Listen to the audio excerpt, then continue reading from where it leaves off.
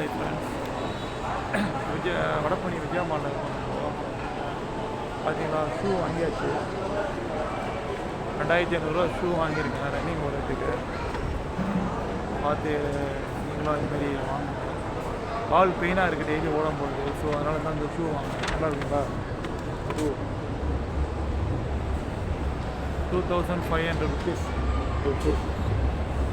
ஓகேங்களா, ரொம்ப heavy rate. But கால் வலிக்குது, ஸோ என்ன பண்ணுறது, வாங்கிட்டேன். கால் வலிக்குது, ஸோ வாங்கிட்டேன். பார்க்கலாம் எப்படி இருக்குதுன்னு சொல்லி. சரிங்களா, தெரியுங்களா மாலு சூப்பராக இருக்குங்களா? ஷூ பார்க்குறீங்களா?